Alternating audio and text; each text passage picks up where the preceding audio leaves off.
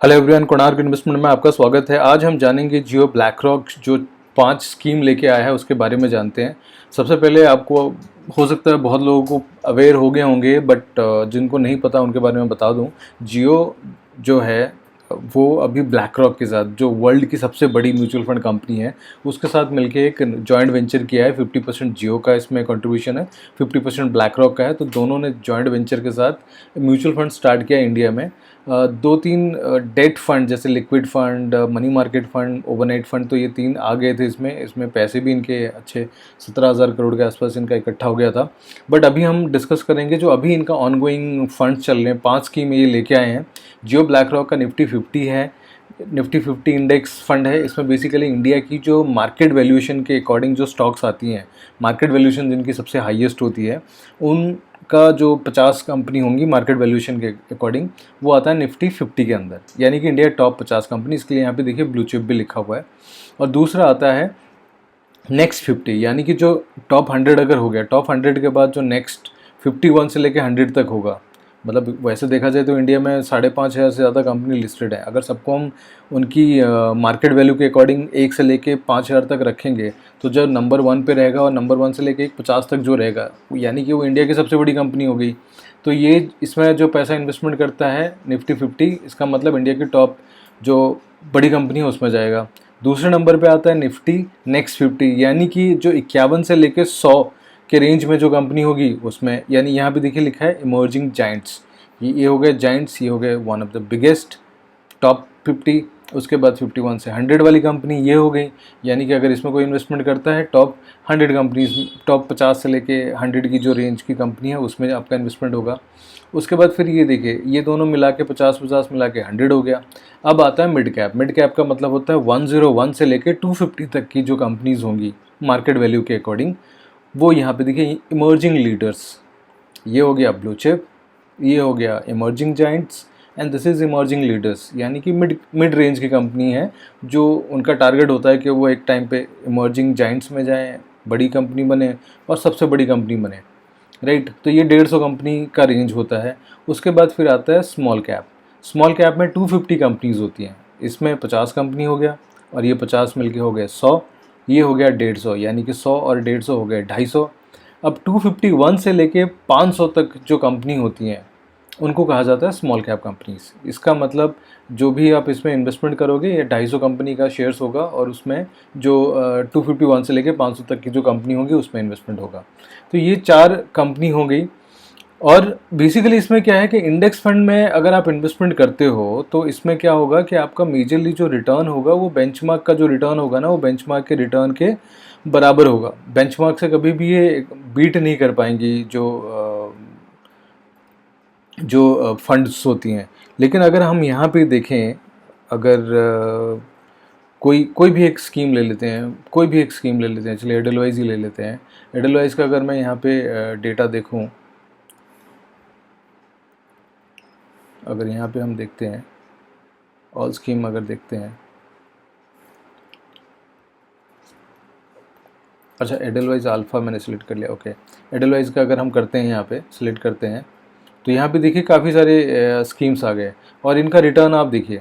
इनका रिटर्न अगर आप देख रहे हो, Edelweiss mid cap 250, mid cap का जो रिटर्न है 28% है 2 साल में, और 3 साल में 25% है। और अगर मिड कैप का अगर हम रिटर्न देखें नॉर्मली, तो अब 5 साल में देखिए 30% का रिटर्न है। तो मिड कैप या स्मॉल कैप का भी अगर आप रिटर्न देखो, जो रिटर्न देखिए कितनी, स्मॉल कैप का भी अगर देखा जाए तो 19%, 21%, 30% है।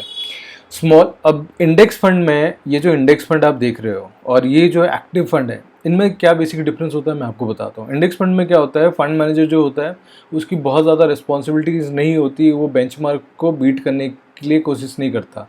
अगर बेंचमार्क ने 15% रिटर्न दिया है तो ये जो इंडेक्स फंड है इनका जो रिटर्न आएगा वो 15% से, यानी 14.5 या 14% कुछ रिटर्न आएगा, 15 से ऊपर नहीं जा सकता। लेकिन एक्टिव फंड मैनेजर जो होता है, जैसे एडलवाइज ले लेते हैं या फिर कोई भी एक एक्सिस ले लेते हैं, कोई भी अगर हम फंड सिलेक्ट करते हैं, एक्सिस का अगर मैं सिलेक्ट करूं यहाँ पे, जैसे कि यहाँ पे अगर हम सिर्फ इक्विटी अगर देखते हैं, सिर्फ इक्विटी अगर देखते हैं, तो इक्विटी में अगर जैसे इनका मल्टी कैप है, मल्टी कैप का जो रिटर्न है एक साल 2 साल में 25% है, 21% है।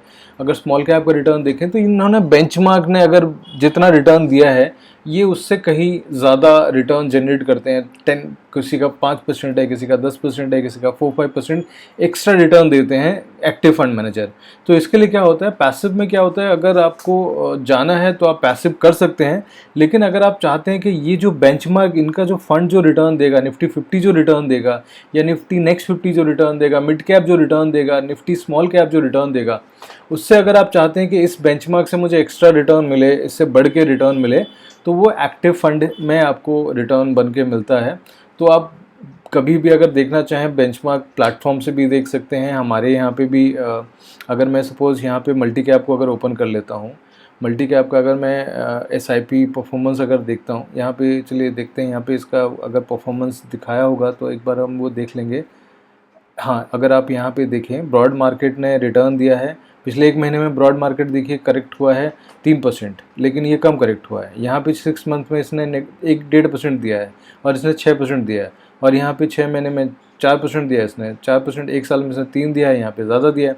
तो अगर देखा जाए बेंचमार्क से ये देखो रिटर्न दिया 13% दिया है, 2 साल में इसने 25%, यानी कि ऑलमोस्ट 10-12% एक्स्ट्रा रिटर्न दिया है।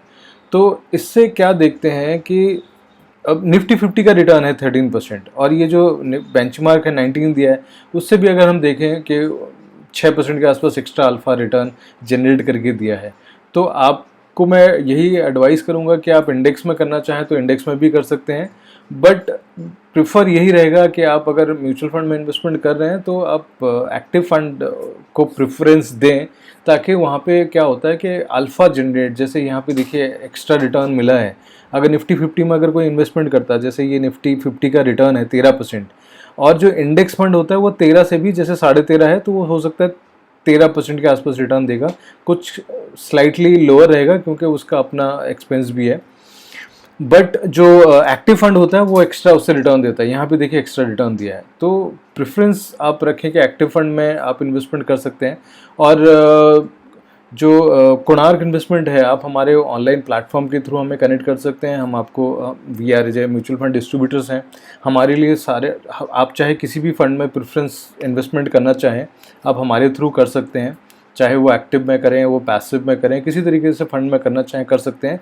बट क्या होता है कि अगर किसी आप डिस्ट्रीब्यूटर से कनेक्ट करके आप अपना रिस्क एपेटाइट बताते हैं और किस तरीके का इन्वेस्टमेंट और कितने टाइम के लिए इन्वेस्टमेंट करना चाहते हैं, तो एक डिस्ट्रीब्यूटर आपको बेटर गाइड कर सकता है। तो आप हमारे प्लेटफॉर्म के थ्रू आके फ़ंड एनालाइज कर सकते हैं और हमसे कॉन्टैक्ट करके अपना पोर्टफोलियो बिल्ड कर सकते हैं। Thank you for watching this video. हमारे पेज को लाइक कर लीजिए, और अगर आपको कुछ फीडबैक शेयर करना है, कुछ कमेंट करना है, तो आप हमें कमेंट भी कर सकते हैं।